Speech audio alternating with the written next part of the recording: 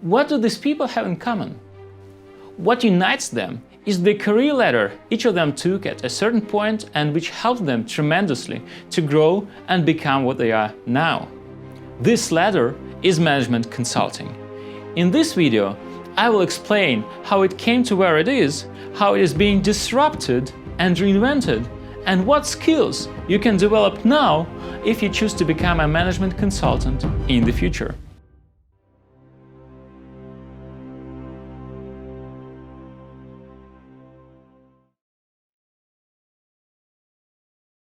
Let's start with a bit of history. So this is Frederick Winslow Taylor, the father of management consulting. Originally, it wasn't his intention to give birth to an industry. He was from a wealthy family and wanted to attend Harvard Law School like all rich kids did. But then he had serious problems with eyesight and had to drop college. Surprisingly, he went to work as a machinist at a huge plant. Not surprisingly, the plant belonged to friends of his family. Perhaps that could be the end of the story. But it wasn't. Fred realized that many of his coworkers were quite unproductive, but no one had ever measured their productivity. So he took a stopwatch, a notepad, and started to track his colleague. Sounds like a creepy idea for teamwork, right? The idea might have ruined his relationship with colleagues, but created a new approach to business called scientific management.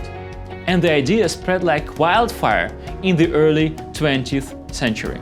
However, one idea is not enough to create a mighty social ladder. Up until the end of 1950s, there were a lot of engineering consulting companies, but the largest of them, Booz Allen, made just $2 million in revenue.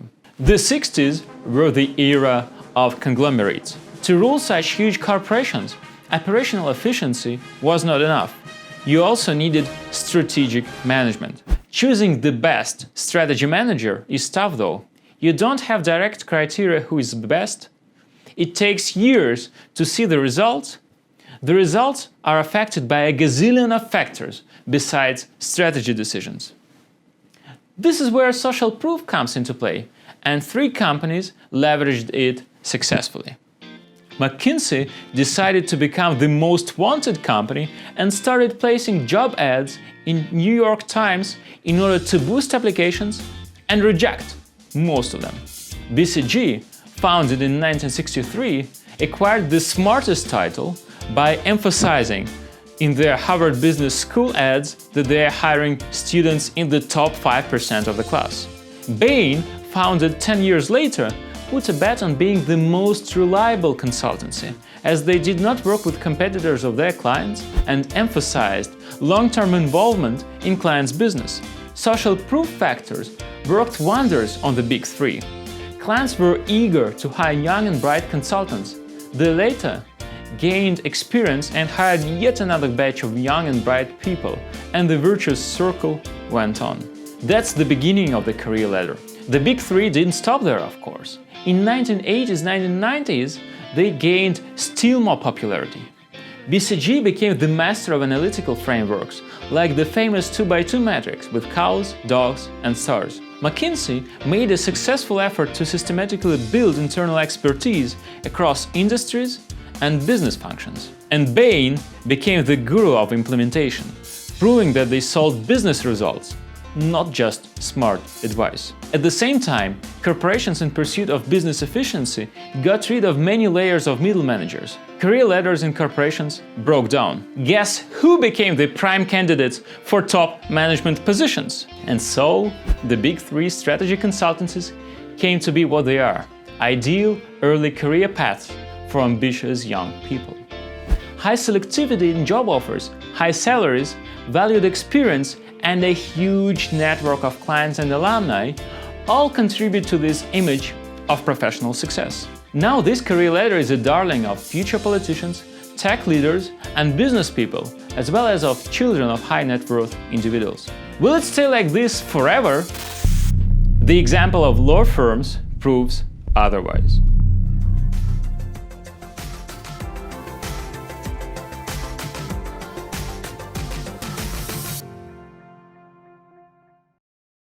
This example is due to Clayton Christensen, the late guru of business disruptions. Up until the mid-80s, the law industry was the career ladder of choice for ambitious young people. These folks are lawyers, by the way. And then a few things changed. These two people invented the general counsel role, bringing law advice in-house.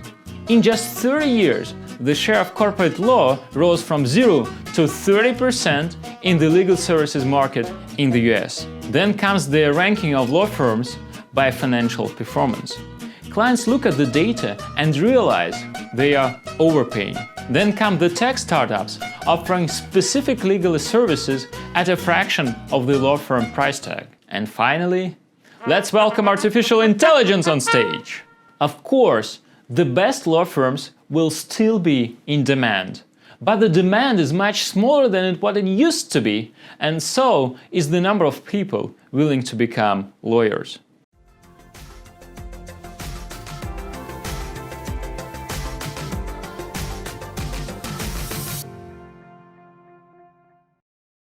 What does it have to do with management consulting? Let's look at the consulting value proposition in 5 stages: data collection, analysis, expertise, recommendations, and implementation. Management consulting started in the world of scarce data, and consultants added value by creating them. For example, by counting foot traffic at malls. The world is different now. Clients are full of data about each business process, from sales and supply chains to employee happiness and professional aspirations. Certain niche research companies like IMS Health became the standard for industry data. And Google became the primary weapon of management consultants. And of course, you don't have to be a management consultant to learn to Google. Therefore, data collection cannot be a competitive advantage of management consulting. Most analytics in consulting, at least until recently, was done in Excel. Consultants are Excel wizards and can build anything in it. But guess what? Big data don't fit into Excel.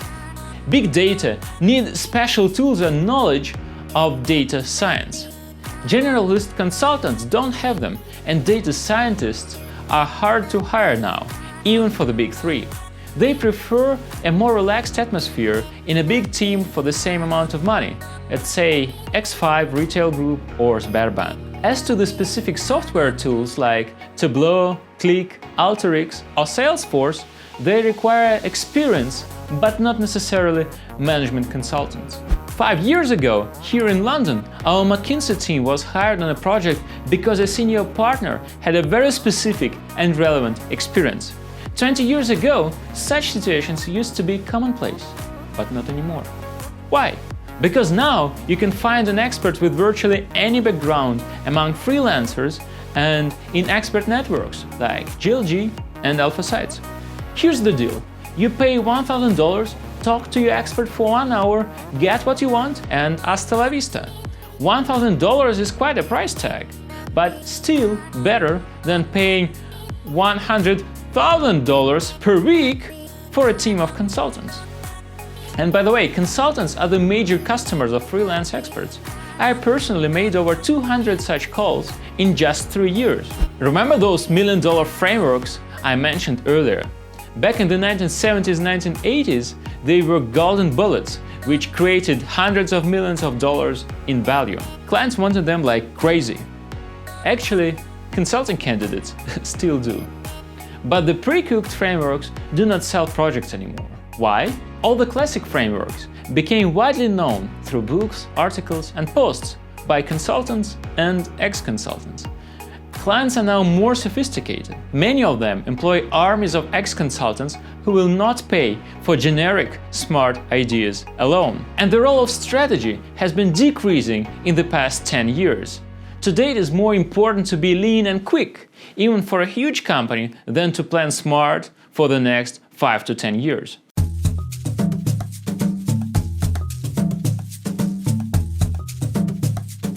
Management consulting recommendations have not become obsolete, but they changed their nature. Smart advice alone is not enough. Clients need unconventional solutions, and their reliable implementation.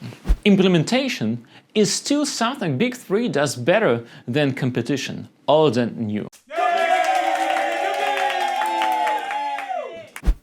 They've been building this hard-to-replicate skill for decades and recently started to invest even more in it. Yet, competition is challenging Big Three even here. From boutique data science shops to the audit Big Four and even IBM, many companies are trying to get into implementation advisory. There are companies like Partners in Performance who specialize in implementation. Oh wait, I forgot about the most important thing, the brand. Clients go for brands. I have known quite a few companies who said we either work with McKinsey or we do not hire consultants at all. The brand will keep Big Three afloat for sure. But what if other strongholds of management consulting fall? Brand alone won't last for long. Despite the disruption, the Big Three is far from being doomed. Recall that lots of smart people are still in consulting and they've known the issues I'm talking about for 15 years or more, and they've prepared. Plus, one more business disruption came to the rescue.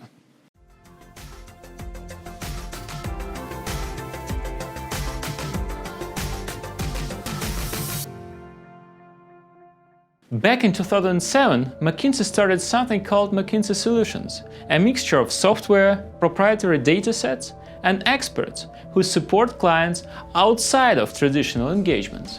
Now, this suite has over 85 business solutions, from the famous Energy Insights in oil and gas to pricing solutions and Finalta in banking. This suite is growing faster than traditional consulting and outsmarts startups trying to get into the market with tax solutions. A newer and even more powerful branch in management consulting is digital. 5 years ago, while I was at McKinsey, it was virtually non-existent. Now it is involved in over 40% of the firm's projects. Digital teams are made not just of traditional consultants and managers, but of data scientists, engineers, architects, developers, team leaders, agile coaches, and designers. Over 5,000 people at McKinsey, whose total headcount is about 30,000 people. McKinsey Digital does everything related to digital transformations, development and deploying production of data science tools, design and development of digital products and customer journeys, implementation of new technologies, and building digital culture from software development to top-level decision-making. McKinsey Digital is growing fast. Seems like most recruiting events, at least in the Moscow office, are related to expanding the digital team. BCG Digital and Bain Vector are growing as well. BCG Gamma, the data science arm, in Russia is headed by a strong data scientist Leonid Zhukov. We have an interview with him on our YouTube channel, and I think it's worth watching. As I said, the Big Three is placing a bet on implementation. About 6 years ago, McKinsey even started a separate arm called McKinsey Implementation. It's growing and it's looking for people with industry experience. And by the way, the application process there is easier.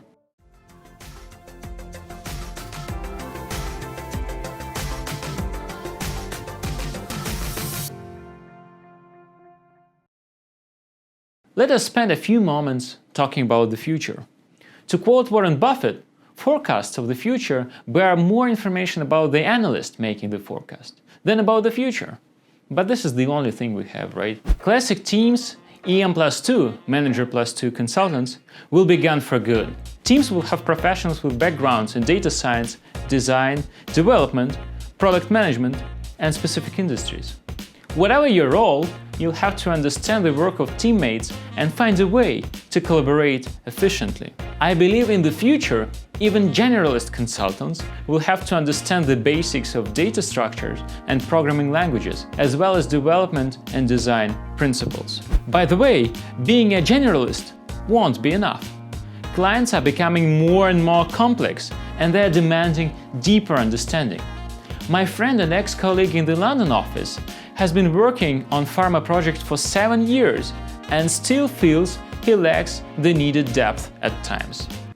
This is great news for experienced professionals. Big 3 used to be for smart, fresh grads of top schools only, and now diverse professionals are in demand and can get in. Digitalization is here to stay. Companies need help in reinventing themselves in the digital world with new products and new business processes. But what will happen when all the transformation is over and the client companies are digital?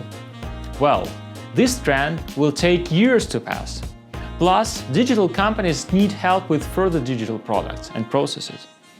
One possible, though not guaranteed, development path for the Big 3 is turning into a digital business creator for clients, kind of outsourced Google, or rather Alphabet. Whether you like it or not, if you're going into management consulting, you'll have to work with the digital world all the time. Big 3 alumni have been evangelizing management consulting around the world for decades, and now there are many players willing to compete for a piece of the pie. The Big 4 auditors are systematically building competences in strategy consulting. Then, huge corporations like IBM, DHL and Sberbank are developing their own consulting arms. And finally, tech consulting boutiques are offering digital transformation at a discount. Many corporations, even in Russia, have brought huge consulting teams in-house and now can do most consulting work on their own. In the future, selling strategy consulting will be more difficult. As a result, the next trend is success-based fees. If the project succeeds, the client pays a small portion of the financial impact to the consultants. If the project fails, consultants get nothing. The Big 3 consultancies are interested in this arrangement because their share of impact is typically way bigger than the fixed fees. However, there were recent cases when consultants did not get paid by a leading Russian company because success criteria were not stipulated in the contract ahead of time. I believe, though, such cases will be rare in the future as the industry gets used to the fees at risk arrangement.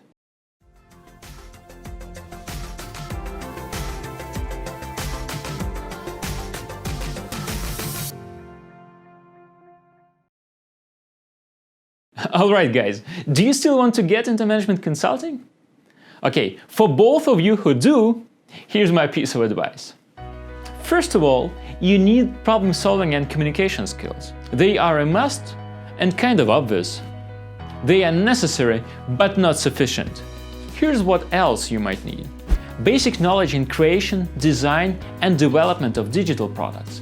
If you know nothing about design thinking, front, back end and deploy in production, it is time to kick off your self-study journey. Industry experience. A few years experience before joining a consulting firm now sounds like a great idea. Data science. As I said, client data won't fit into Excel anymore, and depending on a data scientist for the speed and success of your work is not an option. It makes sense to acquire the basic knowledge of Python, SQL, and machine learning models. By the way, if you want to get into management consulting, do not become generalists. Become data scientists. They are in huge demand and short supply, which are likely to remain for a few more years. Advanced communication skills. Consultants used to meet clients weekly or bi-weekly for progress reviews. And with the rise of digital transformations, consultants have to work with clients daily, side by side. You have to interact with clients a lot now. If you are not an extrovert, it's time to become one. Humility. Humility is a great personal trait and used to be a bit of a problem for consultants. But now, with increased competition and diverse project teams, being arrogant is not an option anymore. That's all guys, thanks for watching. I look forward to reading your questions, ideas and impressions in the comments below. And also, if you want to become a management consultant, don't forget to join our email list, which has a free email course on getting into management consulting. It will help you indeed. Thank you, and until next time!